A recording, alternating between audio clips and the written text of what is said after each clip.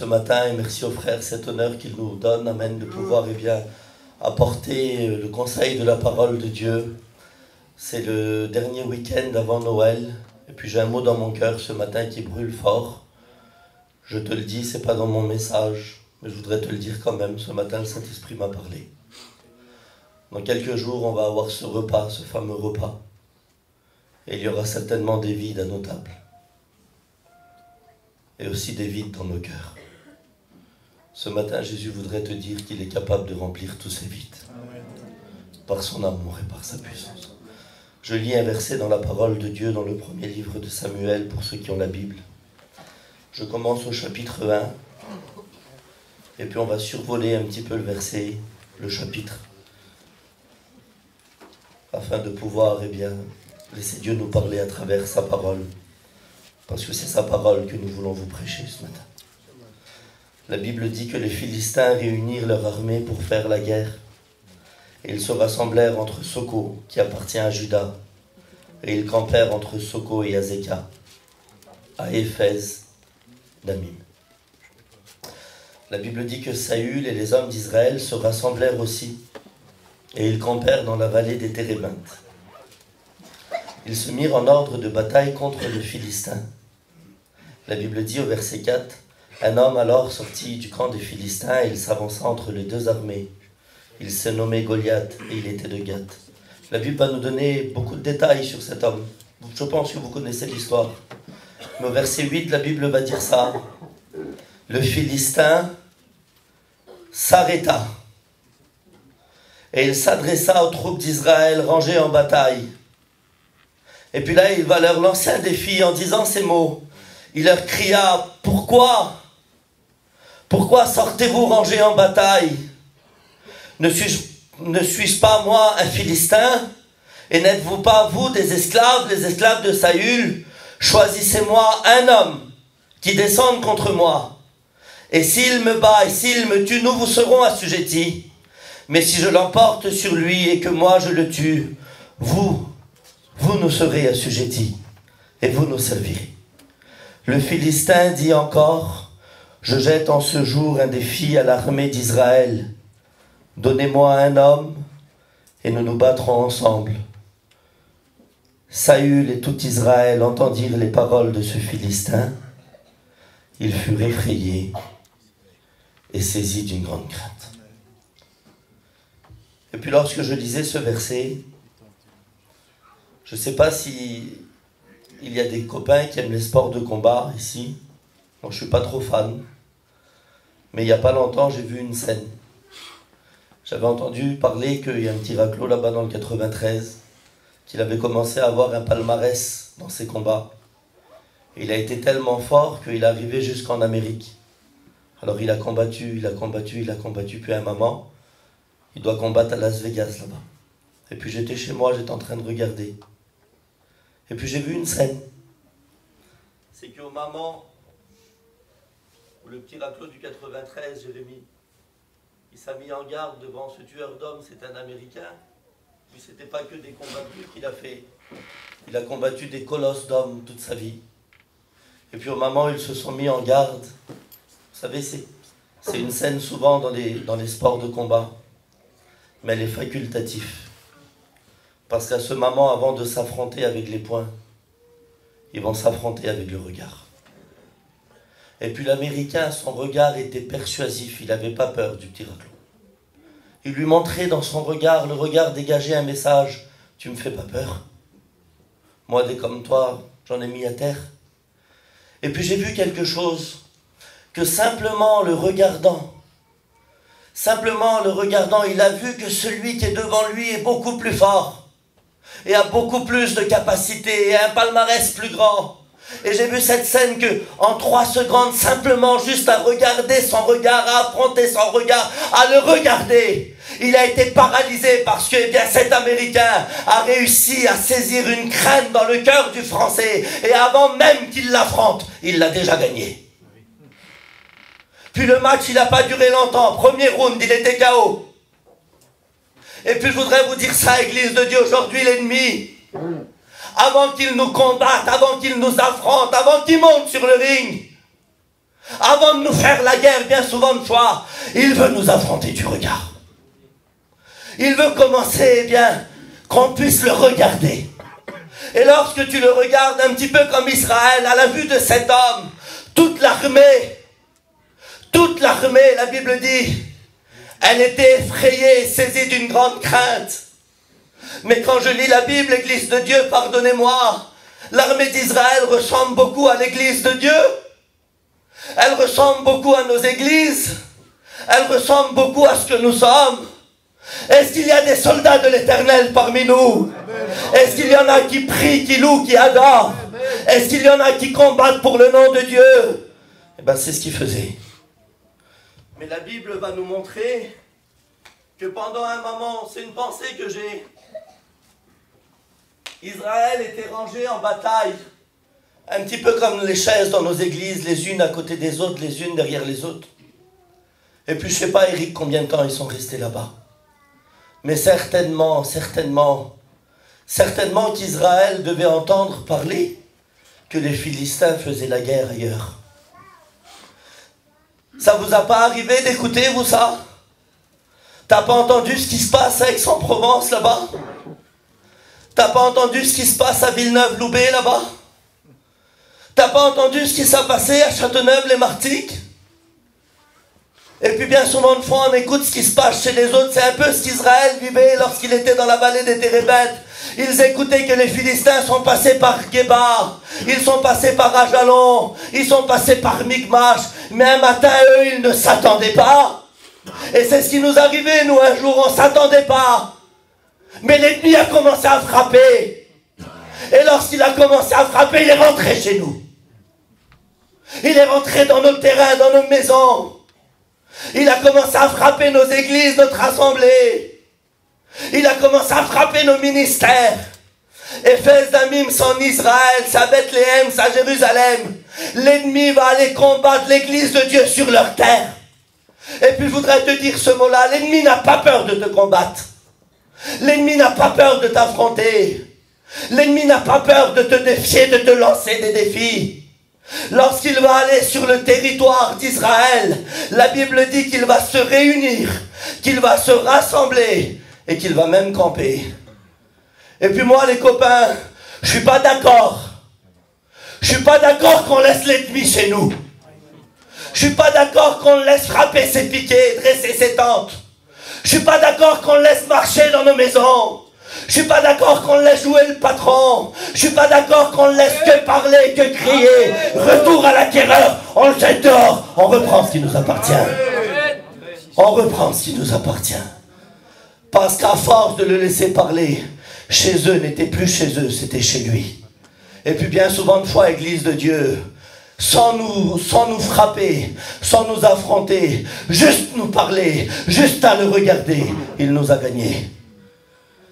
Et en le laissant marcher, en le laissant courir, en le laissant crier.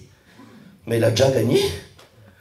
Il les a roulés lorsqu'il leur a dit « Donnez-moi un homme, et si je le bats, et qu'il me bat, et si je suis assujetti. » Mais avant de le battre, avant de les combattre, il les a déjà battus. Je peux vous dire un petit mot ce matin. Vous voulez remporter des victoires? Il faut aller combattre. Il n'y a pas de victoire sans combat. Puis ce matin, on va remporter la victoire. Parce que l'armée d'Israël était rangée en bataille. Il ne suffit pas de venir à la réunion pour remporter des victoires. Il faut monter sur le ring. Amen. Puis ce matin, on va abattre des géants. Alors, quand je lis la Bible, l'histoire, elle est simple. Cet homme, Goliath, la Bible va dire au verset 8 qu'il marchait. Et puis à un moment, il s'est arrêté. Vous savez, lorsque des géants marchent, on entend leurs pas. Lorsque des géants marchent et ils arrivent dans un lieu, ils réussissent à changer de l'atmosphère. Parce que si tu passais en Israël, Église de Dieu, Israël, on les appelle les élus de Dieu, les bien-aimés de Dieu, le peuple de Dieu. Israël, c'était le peuple où Dieu combattait pour eux. Israël, ils avaient la Torah. Israël, ils avaient le bâton d'Aaron. Israël, alléluia, ils avaient les tables de la loi. Ils avaient l'arche de l'alliance. Israël était un peuple béni. Mais lorsque Goliath est rentré chez eux pendant 40 jours, pendant 40 nuits, la Bible va nous dire plus de prière, plus de louanges, plus d'adoration, plus de psaumes, plus de combats. Parce que lorsque l'ennemi va aller sur leur territoire, va aller bien dans leur terrain de jeu, va pénétrer dans la vallée des Térébintes, il va les cesser, il va les arrêter, il va les bloquer. C'est ce que l'ennemi veut faire aujourd'hui. Il veut nous empêcher de faire ce que Dieu veut de nous. Mais ce matin, on reprend les armes pour aller au combat. Ce matin, on reprend la prière. Ça fait peut-être tant d'années qu'il s'est arrêté chez toi, qu'il a commencé à te parler, qu'il a commencé à te regarder, qu'il a commencé à t'affronter. Et lorsqu'il t'a parlé, lorsque tu l'as regardé, lorsqu'il s'est affiché devant toi, il a commencé à te faire porter le regard sur ton foyer. Et lorsqu'il t'a parlé sur ton foyer, il t'a dit: tu n'y arriveras pas. C'est pas pour toi. Tu ne pourras pas servir Dieu. Comment tu vas faire pour prêcher? Comment tu vas faire pour témoigner? Comment tu vas faire pour chanter? Puis toi, tu étais rempli de Dieu. Tu es un soldat de l'Éternel. Mais une parole de Goliath t'a déstabilisé. Elle t'a déshabillé. Elle t'a humilié. Elle t'a discrédité. Elle a retiré ton casque. Elle a retiré ta cuirasse. Elle a retiré ton épée. Elle a retiré ta ceinture. Et puis aujourd'hui, plus aucune envie de faire l'œuvre de Dieu. Oh, il lui en faut pas beaucoup pour nous démoraliser. Une seule parole, c'était assez. Une seule parole. Ça vous a pas arrivé, vous, un jour, de vous lever le matin et de commencer à regarder autour de vous dans votre maison? Et lorsque vous avez prêté attention à votre enfant, vous avez commencé à avoir des troubles, un manque d'écoute, un manque d'attention. Puis toi, Goliath, tu ne le connaissais pas, tu ne l'as jamais entendu, tu le voyais chez les autres. Mais il a commencé à venir te parler. Regarde ton petit, il ne serait pas autiste. Regarde ton petit, il ne serait pas sourd. Et chez toi, l'atmosphère, elle a changé. L'atmosphère, elle a changé. Pendant un moment, démuni de la prière, démuni de la louange, puis le soir, avant que tu t'endors, il va te rappeler là où tu as porté tes regards. Tu les as peut-être portés bien sur le foyer de tes enfants, sur ton foyer à toi, où tu t'attends au berceau, au cadeau de Dieu, aux promesses de Dieu. Et puis on a fait comme tout le monde fait, on a bien consulté des médecins, puis les médecins, eh bien eux, ils ne peuvent rien faire. Et puis là, l'ennemi, nos âmes, Goliath, ce géant, il va commencer à te rappeler les paroles que le médecin t'a dit, et il va simplement appuyer dessus. Et puis là, t'es démoralisé, t'es découragé, et puis à force de te décourager, il a éteint la foi dans ton cœur, parce que la peur est une arme qui manipule, une arme qui paralyse, une arme qui démoralise. Mais ce matin, Église de Dieu, j'ai une arme pour combattre la peur. Elle s'appelle la foi. Amen. Amen. La Bible dit: crois et tu verras la gloire de Dieu. Et puis c'est des choses qui ne vont pas ensemble, les copains. Ou tu crains, ou tu crois. Les deux ne vont pas. C'est d'ailleurs pour ça que Jésus, à plusieurs reprises, a dit à ses disciples: pourquoi avez-vous si peur, homme de peu de foi? Parce que ta peur va limiter Dieu, mais ta foi va te permettre de vivre l'impossible avec Dieu. Amen. Alléluia. Dans la barque, il leur a dit ce mot: ne crains plus, crois seulement. Amen. Vous savez que la peur, elle a une odeur, et le diable la sent. La peur dégage un parfum, et le diable connaît ce parfum. C'est écrit dans le livre de Job, chapitre 3, si je ne me trompe pas. Ce que je crains, c'est ce qui m'arrive. Ce que je redoute, c'est ce qui m'atteint. Marchez dans la rue avec votre enfant, c'est instinctif. Lorsque tu vas marcher avec ta petite dans les mains, s'il y a un chien au loin, tu tu vas serrer la main de ta petite, tu vas l'approcher de toi, puis tu vas lui dire, n'aie pas peur, sinon le chien va te mordre. Parce que c'est prouvé scientifiquement, le chien renifle les craintes, et si tu crains, tu deviens sa proie. C'est pareil avec le diable. Il saute sur nos craintes. Il saute sur nos peurs. Il saute là où tu crains. Il va arriver dans ce moment où tu t'y attends pas. Toi, tu es tranquille chez toi, tu te lèves le matin, tu es un petit peu comme l'armée d'Israël, tu es rangé en bataille.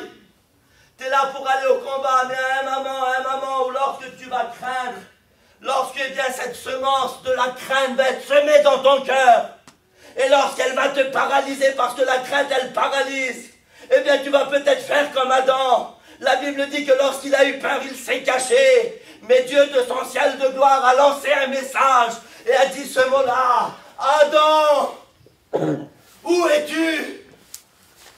Puis ce matin, je voudrais vous dire un mot, église de Châteauneuf-les-Martigues. Dieu cherche un homme, Dieu cherche une femme qui a peur pour pouvoir leur dire, ne crains pas, je suis avec toi. Amen. Ne te promets pas des regards craintifs, car l'Éternel, ton Dieu, est avec toi. Alors quand on lit la Bible, vous savez, c'est ce verset-là m'a fait rire, mais m'a dévoilé l'œuvre de l'ennemi. Parce que si je vous prêche ce matin pour pouvoir aller le combattre tout à l'heure, c'est parce qu'avant, il faut qu'on dévoile les coins sombres de la manière dont il veut nous combattre. Vous savez, à force de le laisser parler, regardez ce qu'il leur a dit. Pourquoi êtes-vous rangés en bataille? Ne suis-je pas moi un Philistin? C'est vrai. N'êtes-vous pas vous les esclaves de Saül?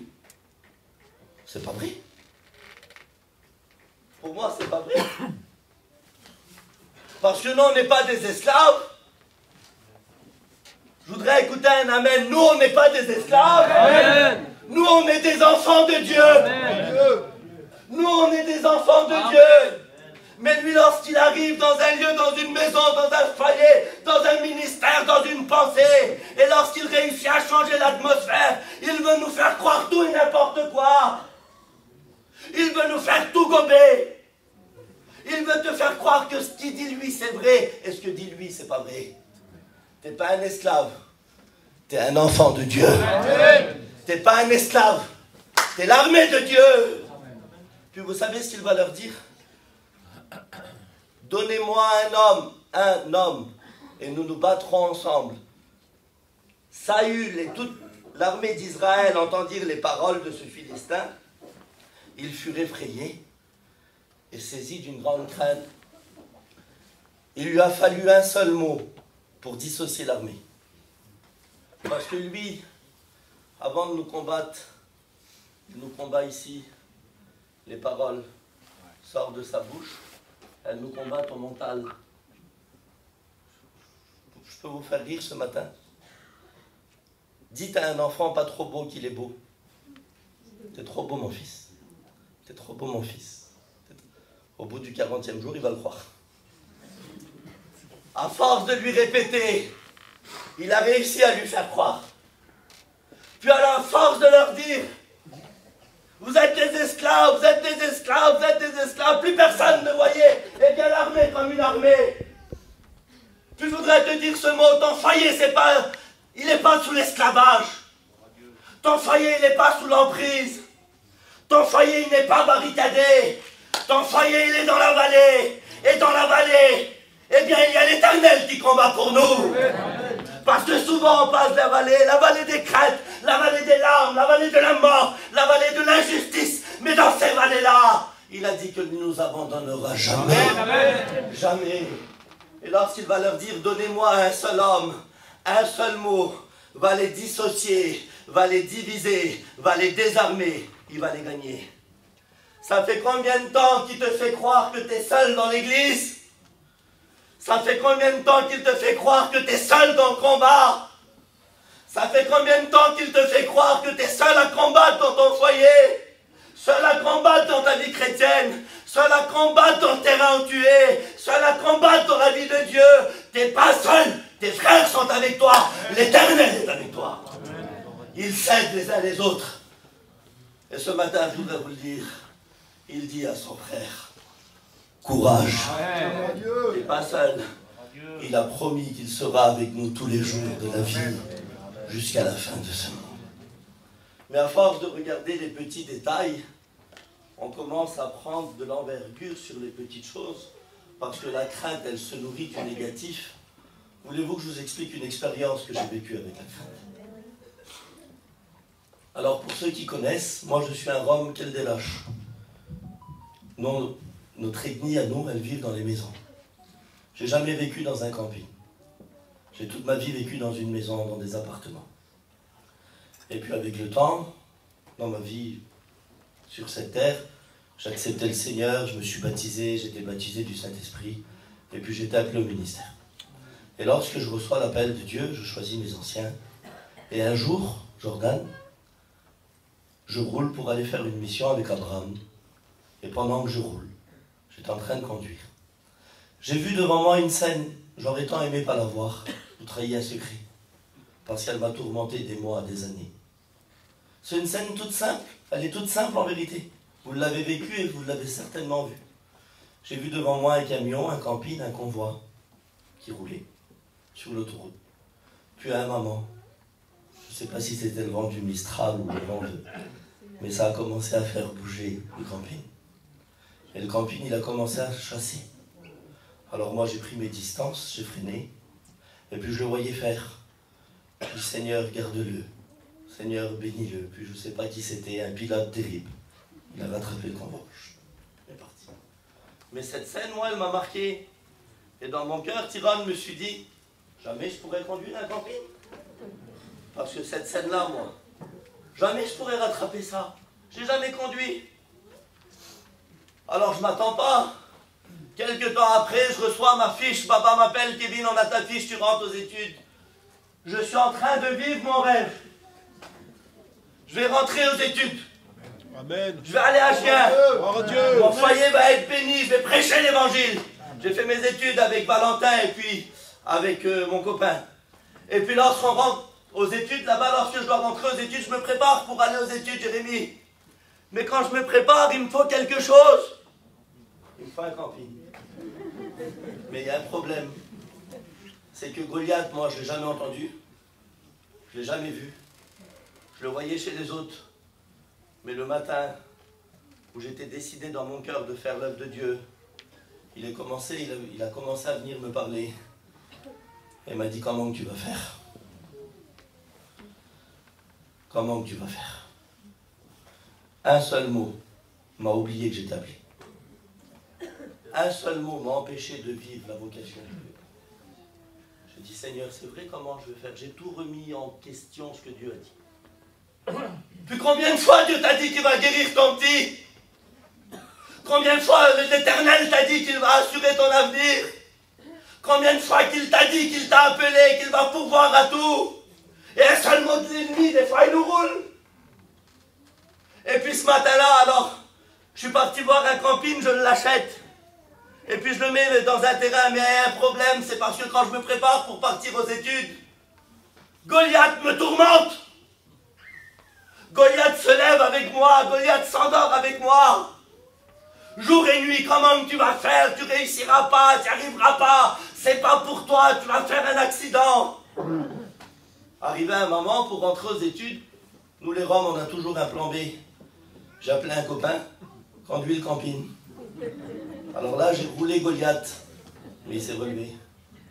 Parce que même si je suis arrivé aux études, même si j'ai fait ma session d'études bibliques, ce que je ne savais pas, moi, c'est que Goliath, je le nourrissais au biberon, puis avec le temps, je lui donnais à manger de la viande. Parce que je ne l'ai pas abattu, je l'ai simplement assommé. Je ne l'ai pas affronté, je l'ai simplement endormi. Il est venu avec moi aux études. Il a mangé quand tu m'as invité à manger. Il a écouté Michel enseigner, il a écouté Tarzan enseigner, il a écouté Jimmy enseigner. Et puis les études se terminent, on rentre dans les champs. Et puis là, je suis béni, je prêche l'évangile. Je suis en première année, puis tous mes copains viennent me voir. Kevin, mon ancien m'a demandé, pars avec nous en mission, on va s'occuper de la jeunesse, on va faire les réunions du matin. Puis Puis moi, je vis à Paris, je suis dans les embouteillages toute la journée. Je vois devant moi le ciel s'ouvrir. Vive mon ministère. Dans mon cœur, ça brûle, il faut que je parte. Mais il y a un Goliath qui me dit, tu n'y arriveras pas. Alors la crainte m'a saisi, m'a paralysé, m'a empêché de vivre ce que Dieu voulait de moi. J'ai pris le camping en photo, je l'ai mis sur le bon coin. Le premier qui est venu, il est reparti avec. Mais l'année suivante, il a fallu que je reparte. Rebelote. Faut tout racheter. Faut tout recommencer. Église de Dieu, vous savez que lorsque tu vis avec la crainte, des fois, faut tout recommencer. Des fois, tu es si proche du but, tu as tout entre tes mains, rien ne t'empêche. Mais la crainte va te faire tout recommencer. Tu es là, tu es béni, Dieu t'a parlé, tu as levé la main, tu as reçu. Puis dans ton cœur, tu veux te baptiser, il faut que tu en parles à ton mari. La crainte te parle. Tu veux même plus lui parler, tu reviens dans la vie d'avant. Puis il faut recommencer le cheminement, les pasteurs qui reviennent, la réunion, les programmes.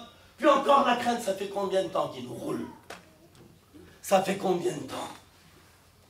Alors l'année suivante, je rachète tout. Tout pareil. Tout pareil. Je suis obligé de tout revendre. Alors là, Kevin, il est libéré. Plus d'études à faire. Plus besoin de camping. Je vends le camping. Et puis un soir, je suis dans une réunion. Écoutez les chrétiens. Et dans la réunion, Dieu me parle. Que c'est beau lorsque Dieu te parle. Que c'est beau lorsque tu sens que le message s'adresse à toi. Amen. Que c'est beau lorsque la parole de Dieu est ouverte. Elle a la solution à ton problème. Je me lève. Je lève mes mains. Je ressens l'onction du Saint-Esprit. Puis l'appel, c'était que Dieu cherche des hommes capables pour faire sa vocation, être utile pour Dieu. Je me lève à l'appel. Puis là, un désir rentre dans mon cœur, Eric. Il faut que je parte en mission. Il faut que je parte à Gien. Mais j'ai un problème. Je ne sais pas conduire. Alors tant pis. La foi, elle commence à pénétrer mon cœur. Lorsque la foi, elle vient, la crainte, elle part. Lorsque la foi, elle vient, la crainte, elle part. Et puis là, j'ai commencé à croire. Alors écoutez, je vais aller voir un camping, je l'achète. Kevin, t'es fou. Je ne suis pas fou, j'ai la foi. Amen. Parce que la foi est une ferme assurance des choses qu'on espère. Et une démonstration de celles qu'on ne voit pas. La foi, c'est de monter la première marche sans voir l'escalier. La foi, c'est croire sans avoir même besoin de voir. La foi, alléluia, c'est animer la main puissante de Dieu dans le ciel. Toi sur la terre, tu crois. Lui dans le ciel, il se lève pour agir. Alléluia. Et puis là, j'achète un camping, j'achète un camion. Et puis moi, j'ai pas de terrain. Je mets le camping et le camion à 500 mètres de chez moi. C'est chez moi. C'est à Montfermeil. Les routes, je les connais. Je peux y aller en marche avant, en marche arrière. Ça fait 13 ans que je vis là-bas. Puis un jour, je me prépare, Tyrone, 2 jours avant de partir à Gien. Ma femme a dit, Kevin, emmène-moi mettre du linge dans le camping. Puis là, Kevin, il sait qu'aujourd'hui, ça vide, mais demain, je monte sur le ring. Il faut l'accrocher, le camping. Il faut partir. Et puis là, je commence à rouler. J'arrive. Et puis, je vois un stop. Je freine. Mais pendant un moment, je pose mes regards sur ce stop où je freine 36 fois par jour. Depuis 13 ans. Et puis dans mon cœur, je dis, Seigneur, il y a un stop ici. J'avais l'impression de jamais l'avoir vu. Chaque petit détail était devenu une montagne. Et puis, j'ai eu une pensée, je ne sais pas si ça vous arrive. Demain, je freine, les feux, ils ne marchent pas, quelqu'un me rentre dedans. Parce que tout ce que tu feras avec la crainte, ça va se nourrir du négatif. Tous les petits détails vont devenir importants. Tous les plus petits trucs inutiles, lui va les saisir. Parce que Goliath, le stop, il en fait une montagne. Mais je bénis Dieu, la foi, elle déplace les montagnes. Amen. J'arrive à un rond-point, je prends le pain tous les jours là-bas. Et je dis dans mon cœur, demain ici, j'y arriverai pas. Les autos, ils sont trop serrés, je vais faire un accident. Tous les autos du monde, là. Ça va être trop compliqué, Jordan. Puis un peu plus loin, il y a un petit passage à niveau. Je dis, normalement, demain, le train, il passe. Tout pour pas partir. Tout. Parce que la crainte, Église de Dieu, La crainte, elle te fera voir toujours le négatif. Et jamais le positif. C'est pour ça que Jésus a dit, que Isaïe a dit, ne crains pas, ne te promets pas des regards inquiets. Parce que si tu regardes toi avec inquiétude, tu vivras avec l'inquiétude. Si tu regardes toi avec la crainte, tu vivras avec la crainte. Celui qui contrôle la peur des hommes devient le maître de leur âme. On est manipulé par Goliath. Si tu n'affrontes pas Goliath, tu appartiens à Goliath. Vous me laissez 5 minutes encore? Amen. J'arrive dans le terrain là-bas, démoralisé, découragé, déprimé. Je dis à elle, on ne part plus. On a tout. Mais j'étais tellement découragé. Je suis rentré chez moi et puis, je vous le dis, c'est dans mon cœur. Parce que je prêche ce message de tout mon cœur. Vous savez pourquoi je vous prêche ce message? Parce que j'ai vaincu un Goliath. Amen. Je me suis endormi. J'en ai vu des rêves. J'en ai vu des cauchemars. J'ai vu que je faisais un accident. Ça fait combien de temps que tu n'arrives plus à dormir? Ça fait combien de temps que Goliath t'empêche bien d'avoir la paix dans ton sommeil? Ça fait combien de temps que tu vis avec des illusions? Ça fait combien de temps qu'il t'a battu au mental? Ça fait combien de temps que dans ton rêve tu vois ton petit malade, puis tu vas enterrer ton petit? Ça fait combien de temps que tu dois vivre dans la souffrance, dans l'angoisse, jamais épanoui, jamais dans le bonheur, jamais dans la joie? Ça fait combien de temps que tu es tourmenté dans tes pensées et elle te dit que ton ministère il ne sert à rien, que le travail que tu fais c'est inutile? Ne l'écoute pas. Ne vis pas par la crainte, vis par la foi. Dieu guérit, Dieu restaure, Dieu bénit. Vous savez ce que j'ai fait le matin? Je me suis réveillé et j'ai prié Dieu. Que c'est beau lorsque tu pries Dieu. Que c'est beau lorsque tu invoques l'Éternel des armées. Que c'est beau lorsque l'atmosphère elle change chez toi. Et puis le matin j'ai commencé à prier. Et quand je commence à prier, je suis en train d'être béni. Je vis mon moment avec Dieu. Je parle en langue, puis je me réveille. Et je regarde ma femme. C'est bon, on part. T'es sûr, hier tu partais pas? Hier j'avais peur, aujourd'hui j'ai la foi. Repars de ce lieu avec la foi. Repars de ce lieu avec des convictions. Repars de ce lieu avec des bénédictions. Alors là, Kevin y part. Je monte dans le camion. J'arrive au stop. Je freine. Personne ne me rentre dedans. Je roule. Écoutez ce qui m'arrive. J'arrive au rond-point. Puis là, je suis en train d'écouter dans ma tête les conseils de mes frères. Ils sont pas avec moi, Tyrone, il y a moi et elle. Puis j'entends d'un seul coup au rond-point, prends plus large, prends plus large. Tu sais, quand tu crains les conseils de tes copains, l'ennemi les éteint. Les paroles des pasteurs, l'ennemi te les fait oublier. Mais lorsque tu crois, il réanime les conseils de la parole de Dieu, la parole de l'Éternel, et elles prennent vie, et tu es capable de les vivre. Que c'est beau lorsque tu écoutes l'espérance que Dieu met dans ton cœur. T'inquiète pas, Dieu va agir. T'inquiète pas, Dieu va bénir. Ne crains pas, Dieu est avec toi. Dieu ne t'a pas abandonné. Et puis là, j'arrive, passage à niveau rien. J'accroche le camping. Le camping, je roule. 3e, 4e. Je prends l'autoroute. Je double tout le monde. J'arrive à Gien. C'est sans prétention, Dieu le sait. C'est sans orgueil. J'ai eu la grâce de prêcher à Gien. Les rétrogrades sont revenus à Dieu. Amen. Des cœurs se sont donnés à Dieu. On a prié pour des malades, l'Éternel les a guéris. Il y a eu des délivrances, on est parti en mission, on s'est occupé de la jeunesse. Plus de 150 jeunes ont été baptisés du Saint-Esprit dans la Convention des Roms. On a vu la puissance de Dieu. Mon foyer était béni, ma femme, mes enfants étaient bénis. J'ai reçu de Dieu ce que j'attendais. Puis un jour, j'ai dit ça à ma compagne. Ça fait combien de temps que le diable il nous a roulés à cause d'un stop? Ça fait combien de temps à toi qu'il roule? Ça fait combien de temps? Ça fait combien de temps que t'es bloqué, t'es paralysé, t'arrives pas à avancer? Ça fait combien de temps que tu le laisses parler? Ça fait combien de temps qu'il court dans ton terrain? Ça fait combien de temps qu'il saute dans ton terrain? Parce que dans la vallée des térébêtes, on ne voyait que lui, on n'entendait que lui, il y a que lui qui parlait. Maintenant, faut le faire taire. Faut aller l'affronter. Faut aller l'affronter. affronter. C'est le 40e jour pour nous ce matin. Le dénouement, les Goliaths vont être terrassés, des David vont se réveiller. La Bible dit préparez la guerre, réveillez les héros. Église de Châteauneuf, est-ce qu'il y aurait des héros ce matin pour aller au combat? Est-ce qu'il y aurait des héros ce matin pour recevoir la puissance de Dieu?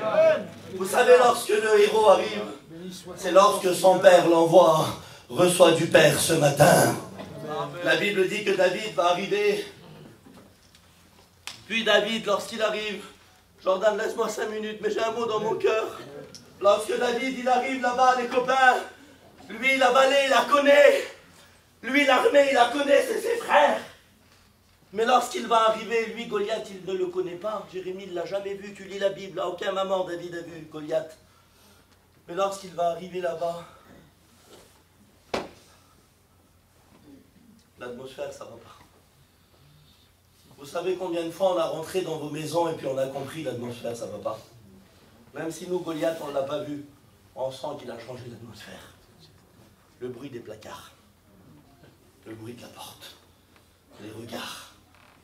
Il y a un Goliath qui est rentré. Il y a un Goliath qui met de la division. Il y a un Goliath qui te fait murmurer. Chrétien, il y a un Goliath qui met la haine dans ton cœur. Chrétienne, il y a un Goliath qui t'angoisse. Il y a un Goliath qui t'empêche de dormir. Eh bien, écoute, ce matin, je ne suis pas David, je suis Kevin, et puis on est avec l'équipe des Roms. Mais je voudrais te dire le même mot que David a dit. Alléluia. Il a dit à ses frères, puis je voudrais que tu le prennes dans ton cœur. Ce matin, ne vous découragez pas. J'ai du pain dans vos combats. J'ai du pain dans votre angoisse. J'ai du pain dans vos difficultés. Puis l'Éternel, il va combattre pour nous. Que c'est beau lorsque tu entends un mot dans l'atmosphère qui est mauvaise. Que c'est beau lorsque l'atmosphère est change. Parce que l'inquiétude dans le cœur de l'homme, il là-bas. Mais une bonne parole de l'Éternel, elle réjouit, elle renouvelle. Alléluia. Puis quand David il va venir, il va être le détonateur de la bénédiction. Ce matin, Châteauneuf-les-Martigues, ne soyons pas que des spectateurs, soyons les détonateurs de la bénédiction dans notre église, dans nos maisons, dans nos foyers, là où nous vivons. Parce que lorsqu'il va arriver, il est là pour combattre. Ce matin, Dieu cherche des soldats pour aller au combat. Dieu cherche des soldats. Et puis là, il va se passer une scène, 30 secondes, mais je l'ai dans mon cœur. Là, il y a un homme, il s'appelle Eliab. Eliab, c'est le frère de David. Ça fait 40 jours qu'il est dans l'armée. Ça fait 40 jours qu'il se fait insulter. Ça fait 40 jours qu'il se fait humilier. Ça fait 40 jours qu'il se fait convoquer par Goliath. Mais il ne répond pas. Mais lorsque David vient, il veut combattre son frère. Il se trompe de combat. Vous savez que lorsque vous vivez la pression de Goliath, vous ne ressentez plus la compassion des frères.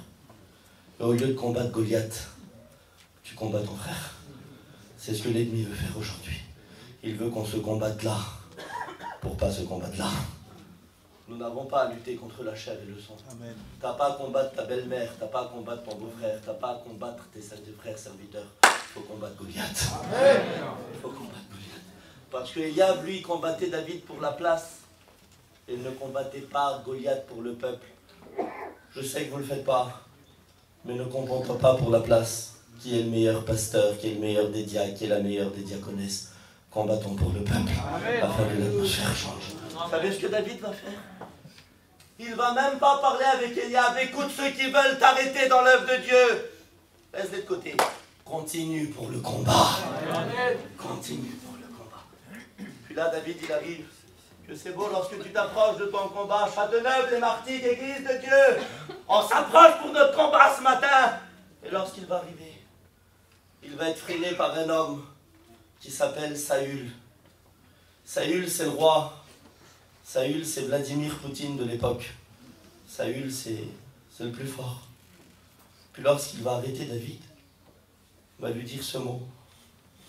C'est toi qui veux combattre? Oui. Mais toi, t'es faible. Puis lui, il est fort. Toi, t'es petit. Lui, il est grand. Je suis un jeune serviteur. Mais je voudrais vous donner un conseil ce matin. Prenez-le comme un mot de Dieu. Ne soyez jamais conseillé par quelqu'un qui ne combat pas. Pour combattre. Lui, il ne combat pas, comment il peut te conseiller? Il ne peut pas t'aider. alors il va te décourager. Combien de fois, nous, je vais jeûner pour mon mari, mais non, laisse tomber, arrêtez de jeûner. Je vais faire l'œuvre de Dieu, je vais m'engager, je vais distribuer des versets, je vais parler du Seigneur, mais non, laisse tomber, arrêtez. C'est des Saül qui ont parlé. Puis vous savez ce qu'il va faire? Il va vouloir habiller David. Un casque, une cuirasse. Et il va l'habiller de la même manière dont Goliath était habillé. Je vous en supplie. Je parle à mon église ce matin. Prenons garde qui c'est qui nous conseille. Prenons garde qui c'est qui nous encourage.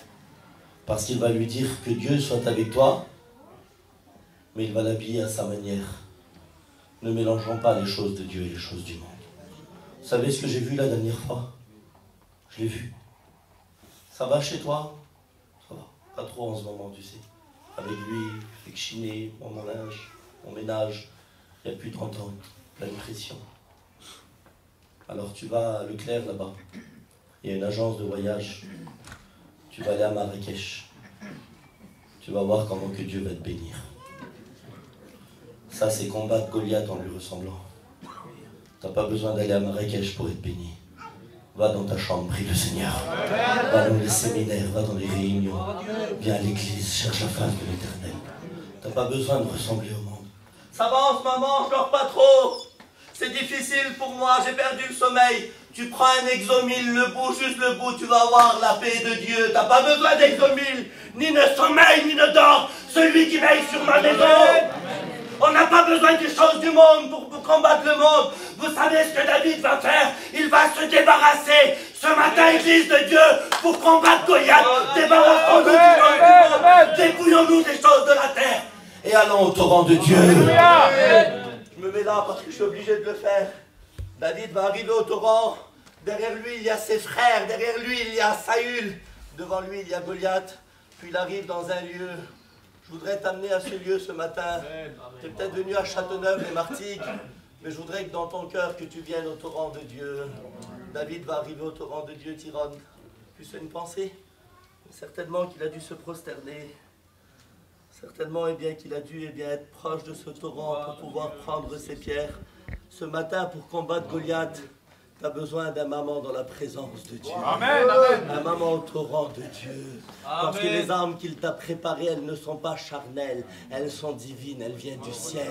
C'est Dieu qui a préparé des bonnes œuvres pour toi, afin que tu puisses les pratiquer. Parce que lui a pour toi des projets de paix et non de malheur. Et lorsque David était à ce torrent, il représentait un verset merveilleux qui est écrit dans le psaume 1er. Heureux l'homme qui ne marche pas selon le conseil des méchants, qui ne s'assied pas en compagnie des moqueurs et qui ne s'arrête pas sous la voie des pécheurs. Il est comme un arbre planté près d'un courant d'eau et son feuillage ne flétrit point. Il donne son fruit en toute saison et tout ce qu'il fait lui réussit.